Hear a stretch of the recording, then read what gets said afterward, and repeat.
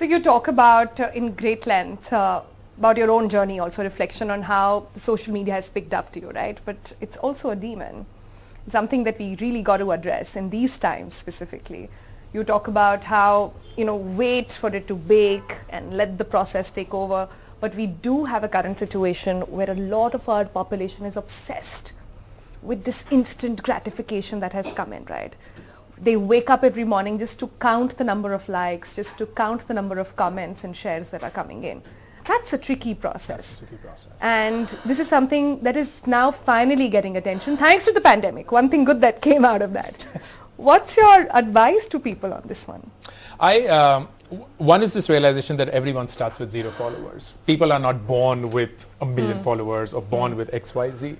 So when they look at me or anybody else for that matter, and they're like, oh, you have so many followers, so you can do whatever you want to do. Now, everyone starts with 0. So you have to start that journey and commit yourself to it. But most importantly, it's something that is not a fault of this generation. Patience is not something that came to them by way of how life was. You and I come from a time where we had no choice but to be patient. We had to stand in line to get things done. We had to wait several years for... I'm just saying I'm not 40, guys. Yeah, you're I'm not. Just saying. You're not. I'm just saying. Yeah. So at 21, you have actually lived a life which is very, very different from most 40 years old. And this generation was just born with instant gratification, as you said. So you have to, and this is the only way it's possible, you have to bring in patience as a part of a habit. How?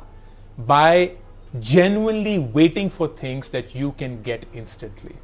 It is really hard, and what I'm saying sounds like bullshit, but you have to not get things instantly, but wait for things to happen by design.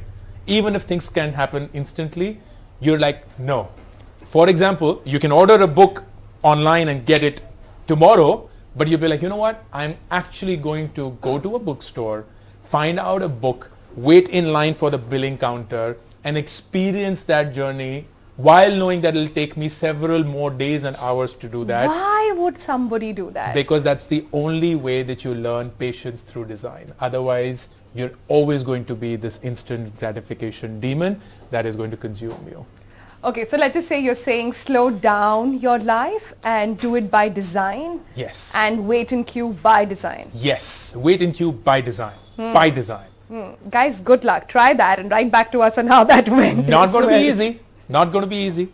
While you're in the line, don't look at your phone. All the best with that.